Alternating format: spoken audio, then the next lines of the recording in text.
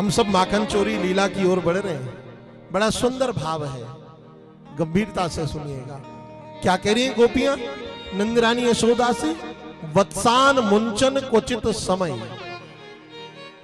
आपके लाला बड़ो उधम मचावे। नंदरानी यशोदा ने कहा क्या उधम मचाता है? कहे जब गाय दोहने का समय आता है उससे थोड़ी पूर्व जाकर के आपके कन्हैया गाय के बछड़ा बछियन को छोड़ देते।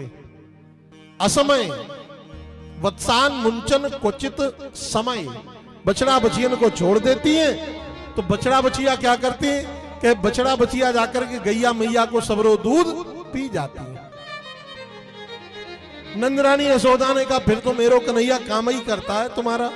अरे भाई बछड़ा बछियन को छोड़ने के लिए भी तो कोई चाहिए, तो मेरो कन्हैया तो काम करता है। गोपिया कहती है नाना समय पर नहीं छोड़ती हैं, को समय असमय जाकर छोड़ती। और इतना ही नहीं, आजकल आपके कन्हैया चोरी करवे लगे। कन्हैया चोरी करवे लगे। नंदरानी यशोदा ने कहा हे भगवान मेरो लाला चोरी काय की चोरी करता है? भैया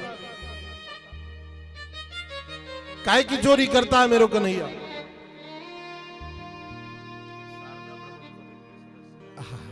श्री आलोक अग्रवाल जी पधारे हैं, शारदा प्रबंधन समिति के सदस्य हैं। आप श्री का बहुत बहुत अभिनंदन है।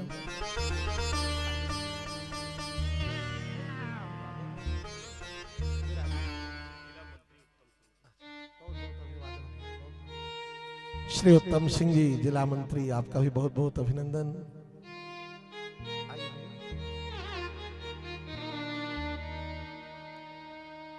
हम निवेदन कर रहे हैं श्री दीपक साहू जी जिलाध्यक्ष साहू समाज से पधारे हैं, बहुत बहुत अभिनंदन है व्यासपीठ से। हम निवेदन कर रहे थे, क्या कह रहे थे भाई जरा याद दिलाना। अच्छा, वत्सान मुंचन उचित समय, आपके लाला आजकल चोरी करने लगे। काय की चोरी करने लगे कन्हैया? तो गोपियां कहती हैं आजकल आपके कन्हैया माखन की चोरी करने लगे। नंदरानी यशोदा ने कहा हे भगवान 9 लाख गैया नंद बाबा के नवनीत माखन हो, एक दो गैया हो तो महाराज बात चले, पर 9 लाख गौए हैं और 9 लाख गौवन की चोरी करे, 9 लाख गौवन को मालिक और माखन की चोरी करे। वाह! गोपी ने कहा माता जी पूरी बात तो सुनो, अकेले माखन चुरा के खावे तो ठीक, इनकी पूरी मंडली है, बाल गोपाल चोर विद्या मंडल, इनके मंडल का नाम भी है बाल गोपाल चोर विद्या मंडल, और ये सभी मंडली के कप्तान हैं, अध्यक्ष यही है पूरे मंडल के, चोरों के सरदार हैं ये। तो नंदरानी यशोदा ने कहा जब ये माखन चोरी करवे जाता है तो एक काम किया करो, या को तुम राजी का माखन दे दिया करो, भाई प्रसन्नता से आप माखन दे दोगी तो काय को चोरी करेगा। गोपियों ने कहा हमने इनको कई बार राजी का माखन दिया, पर राजी का माखन लेते और ठुनक करके बोलते कि देख भाभी हमको राजी का माखन मीठा नहीं लगता, हमको तो चोरी का ही माखन मीठा लगता। अच्छा, भगवान का उधम बता रही है गोपियां कि भगवान कितने उद्यमी हैं। गोपी कहती है, एक गोपी उलाहना दे रही है अपना, एक दिन की बात कि मेरे घर में सत्यनारायण भगवान की पूजा। अब सत्यनारायण भगवान की जब पूजा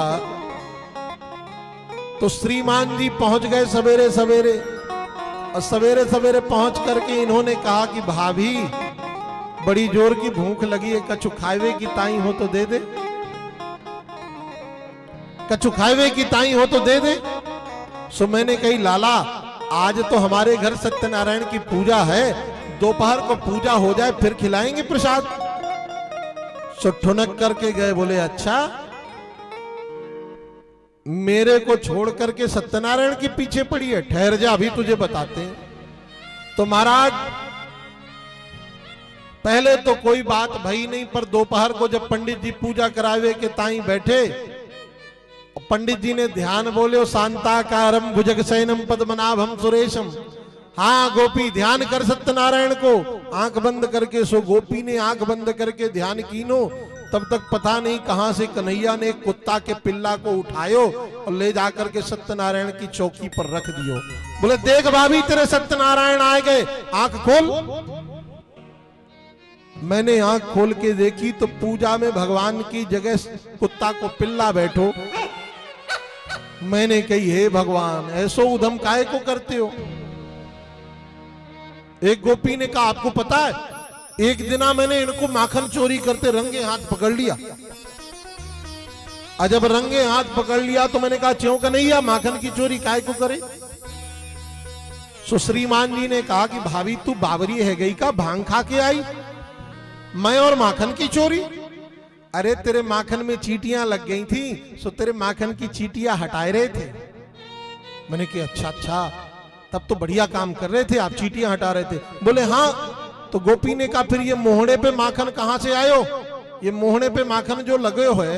तो कहा मुंह से चींटियां निकाल रहे थे कि हाथ से चींटियां निकाली जावे। सो कन्हैया ने कहा देख भाभी ये चींटी कितनी खतरनाक है, हमको फंसाए की ताई या चींटी मुंह पे माखन लगा के भाज गई। अब बताओ। तो तीसरी गोपी बोलने लगी। तीसरी गोपी क्या बोल रही है महाराज।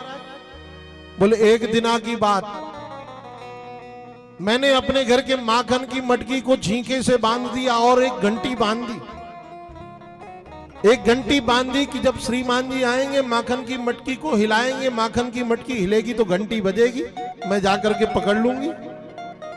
वाह दिना इन्होंने बड़ा कमाल किया। जब जाकर के देखा कि छींके पर मटकी और मटकी में घंटी, तो बोले कभी कभी ऐश्वर्य से काम चलाना चाहिए। भगवान ने अपनी माया से कहा देखो घंटी तुम बजना नहीं, जब तक हम माखन ना पाए ले सबको पवाए ना दे तब तक तुम बजना नहीं। अब माखन चोरी कर करके सबले ग्वाल वाल सखन को खिलावे, और सखन को तो छोड़ो बंदरों को भी खिलाते हैं ये। हम बंदरन को खिला खिला करके क्या कहते हैं, अरे खाओ भैया खूब आनंद से खाओ, तुमने रामावतार में बड़ी सेवा करी हमारी, खूब चकाचक माखन खाओ। अब जब सबको खिला लिया तो ठाकुर जी के मन में इच्छा भई कि चलो नेक हम भी माखन को स्वाद ले लें। और जैसे ही ठाकुर जी ने भोग लगानो प्रारंभ किया तो महाराज घंटी टनटनाए के बजी, और टनटनाए के बजी तो भगवान ने कहा च्योरे घंटी हमने तो तोसे कही थी बजनो नाए, तो काय को बजी। घंटी ने कहा देखो प्रभु हमारा जो रहना है ना, हमारा जो जीवन है वो आपके लिए ही है। घंटी ने कहा मेरा जीवन आपके लिए है। कहे मैं और कभी तो किसी के काम आती नहीं, पर जब आपकी पूजा होवे आपको भोग लगे तब लोग मुझे बजाते हैं। अब बताओ संसार ने भोग लगाया मैं बजी क्या।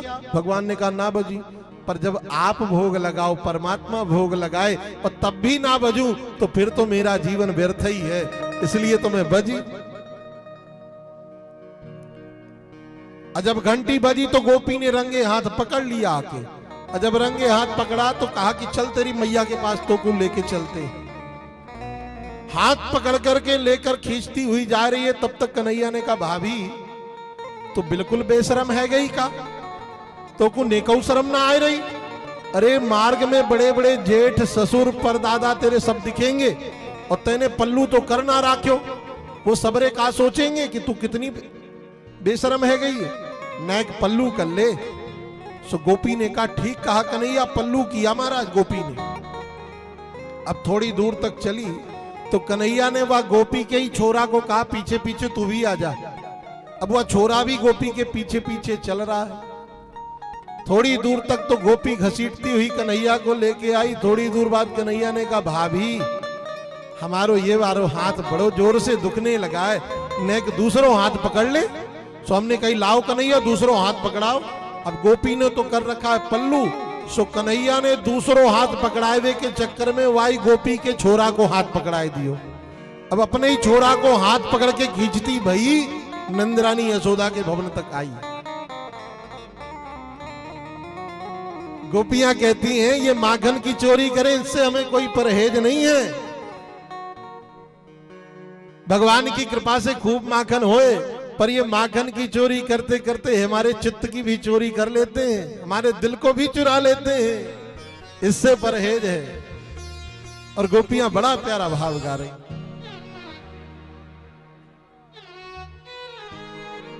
गोपियां कहती हैं, अरे श्याम माखन चुराते चुराए, श्याम माखन चुराते चुराए, पर अब तो दिल भी चुराने लगे हैं, अब तो दिल भी चुराने लगे हैं। श्याम माखन चुराते चुराते, श्याम माखन चुराते चुराते, अब तो दिल भी चुराने लगे हैं, अब तो दिल भी चुराने लगे हैं। दोनों हाथ उठा करके ताली से गा करते हैं, बोलो माखन चोर भगवान की।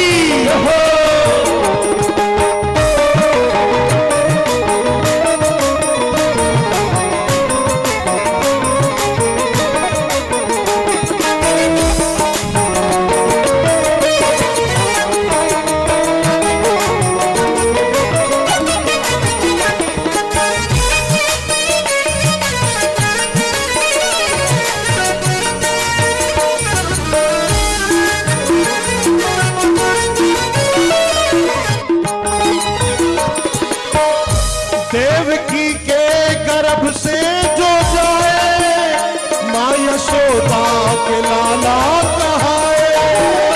देवकी के गर्भ से जो जाए, माँ यशोदा के लाला कहाए।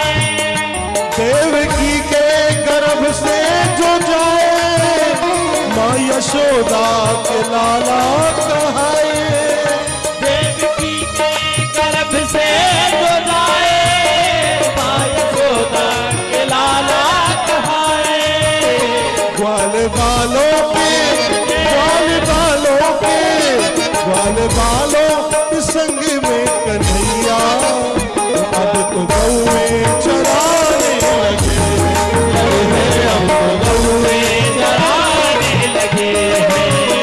श्याम माखन चुराते चुराते, श्याम माखन चुराते चुराते, अब तो दिल भी चुराने लगे हैं, अब तो दिल भी चुराने लगे हैं। के साथ झूमते हुए काली की सेवा करते हुए बोलो माखन चोर भगवान की।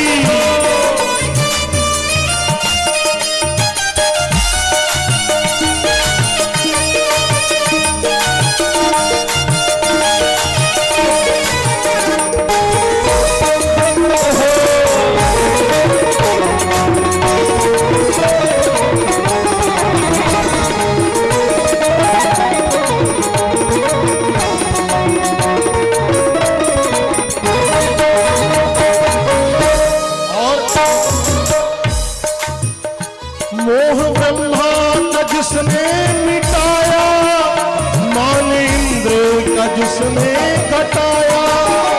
मोह ब्रह्मा का जिसने आया, मान इंद्र का जिसने हटाया।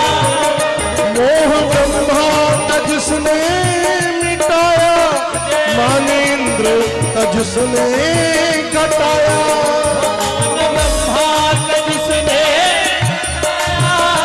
मान इंद्र जिसने हटाया, स्वयं बनकर पुजारी कन्हैया, स्वयं बनकर पुजारी कन्हैया, अब तो गिरधर उठाने लगे हैं, अब तो गिरधर उठाने लगे हैं। श्याम माखन चुराते चुराते, श्याम माखन चुराते, अब तो दिल भी चुराने लगे हैं, अब तो दिल भी चुराने लगे हैं।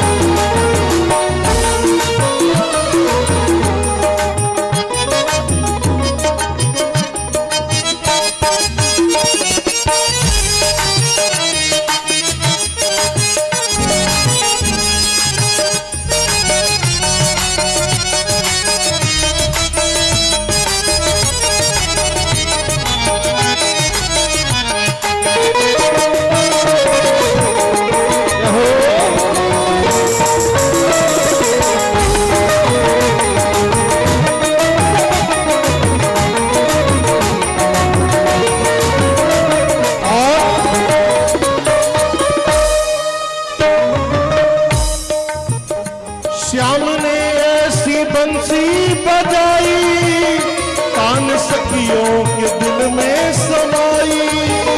श्याम ने ऐसी बंसी बजाई, कान सखियों के दिल में समाई।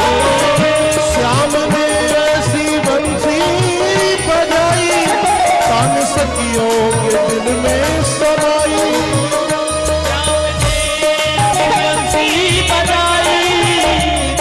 सखियों के दिल में समाई।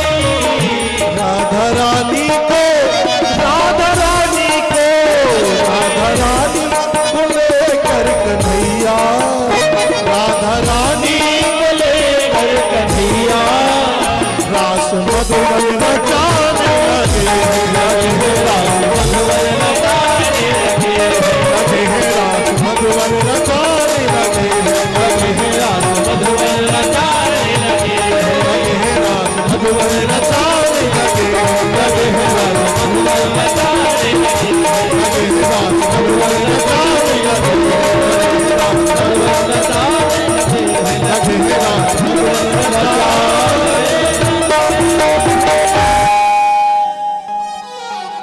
अरे श्याम माखन चुराते चुराए,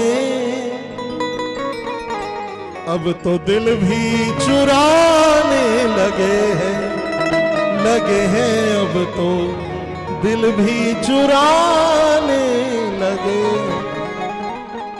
गोपियां कहती हैं ये माखन की चोरी करे चलेगा, पर ये माखन के साथ साथ हमारे चित्त की भी चोरी करते हैं। और देखो भगवान का बड़ा अभ्यास है चोरी करने का। द्वापर काल से लेकर के कलिकाल तक भी अभी भी चोरी चल रही है। हम निवेदन करें कलयुग में भी भगवान चोरी करते हैं। हमारे रामनिवास भैया पधारे हैं, जगन्नाथ प्रभु का आप दर्शन करने गए थे, हमने देखा था जगन्नाथपुरी में भी भगवान ने चोरी की है। आप लोगों को पता है भगवान के बड़े प्यारे भक्त है माधवदास, वहां के राजा के गुरु हैं माधवदास जी। तो एक दिन भगवान माधवदास से खूब बात करते हैं, पीछे पीछे चलते हैं माधवदास के। एक दिन की बात, माधवदास से भगवान जगन्नाथ ने कहा बाबा चोरी करवे चले, चोरी करवे। माधवदास ने कहा चोरी करवे? अरे अब क्या शोभा देता है चोरी करना? भगवान ने कहा बाबा पुराना अभ्यास है चोरी करवे का, बिना चोरी के तो अच्छा ही नहीं लगता। माधवदास ने कहा कि राज सिंहासन पे पूज के भयो ठाकुर ताही, ठगोरी न छुटी। अरे काहू को काम बने बिगड़े, ब्रजराज तुम्हारी ये चोरी न छुटी। अरे अब तो राजा बन गए हो, राज सिंहासन पर, मंदिरों के सिंहासन पर बैठते हो, और अभी भी क्या चोरी करना ठीक है? अरे बोले बाबा चोरी करवे में बड़ी खुशी मिलती है, बड़ी प्रसन्नता होवे मोह को चोरू करवे में। अब भगवान की जिसमें प्रसन्नता हो भक्त तो वही करेगा।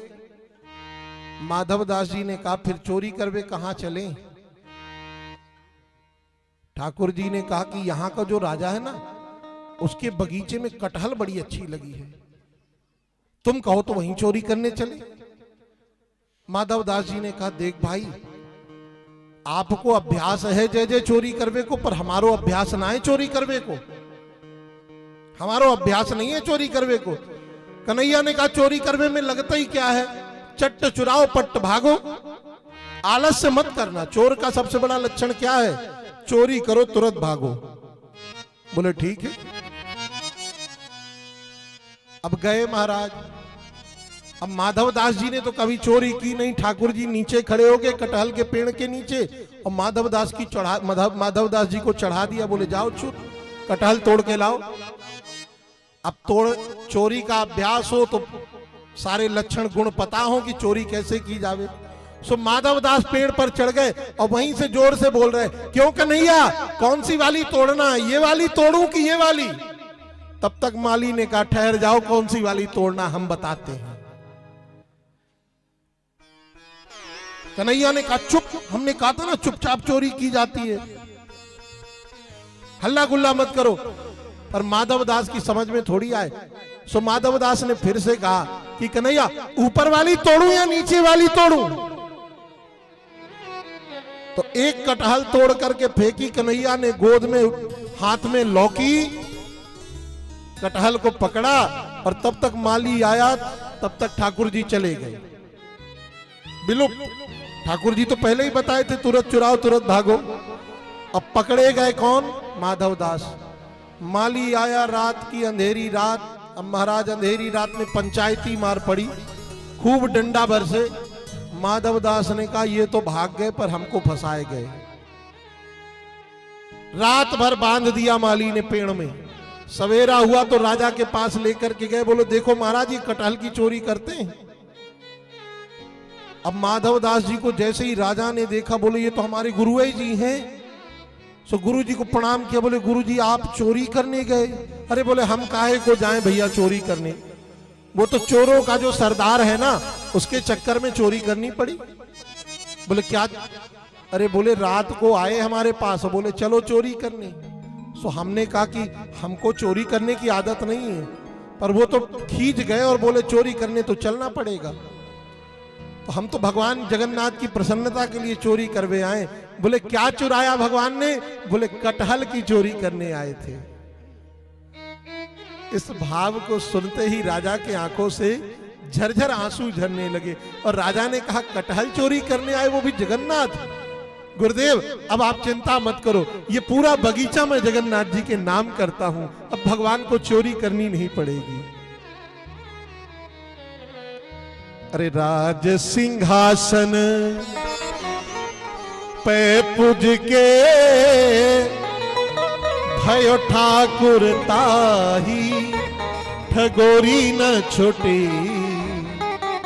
अरे काहू को काम बने बिगड़े, ब्रजराज तुम्हारी चोरी न छुटी। भगवान तो चोरों के सरदार हैं। और देखो आप सब भी गोपी हो, आप भी रोज भगवान की पूजा तो करते हो ना, तो ठाकुर जी से प्रार्थना किया करो, ठाकुर कभी हमारे घर भी चोरी करवे आओ, कभी हमारे यहां भी आकर चोरी करो। एक दिन भगवान आपके मनोरथ को भी पूरा करने के लिए चोरी करने आएंगे। प्रेम से बोलो राधे राधे।